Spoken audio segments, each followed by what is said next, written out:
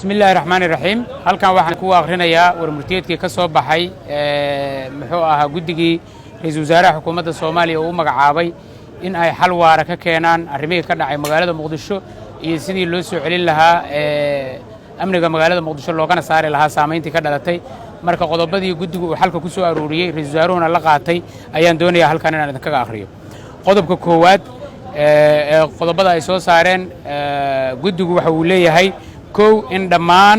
ciidamada ku yimid xasaradihii ka dhacay magaalada Muqdisho dib loogu celiyo goobihii ay ka yimaadeen lagana saaro magaalada muddo 48 saac gudahooda oo ka bilaabanaysa 5 bisha shanaad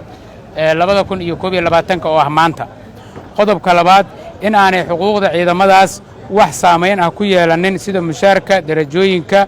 iyo xilalka loona raacan wax ku saabsan qalalaasii ka dhacay magaalada Muqdisho qodobka saddexaad in si gooni ah loo xalliyo saraakiisha leh duruufaha gaarka ah sida darajooyinka mushaaraadka iyo xuquuqda kale ee ciidan afar in kalsooni laga dhex abuuro hay-adaha amniga iyo siyaasiyiinta qaba tabashooyinka amni shan in ra'iisul wasaaraha xukuumadda Soomaaliya uu wareegto soo saaro uu ku farayo taliyaasha ciidamada qalabka sida in aanay ku milmin arrimaha siyaasadda b in aanay bixin amaro ay ka dhalan karto khalalaase amni iyo mid siyaasadeed lix in la magacaabo guddi khubaro ah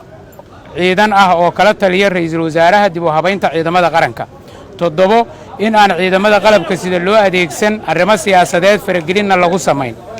sideed in dhammaan dhinacyadu ay joojiyaan ficilada iyo hadallada abuuri kara colaadda iyo nacaybka sagaal in la soo celiyo gaadiidka iyo hubka gaarka loo leeyahay ee lagu kala qaatay dagaaladii ka dhacay magaalada Muqdisho lana soo daayo dadkii loo xiray toban fulinta qorshahan waxaa mas'uul ka ah ra'iisul wasaaraha iyo xukuumaddiisa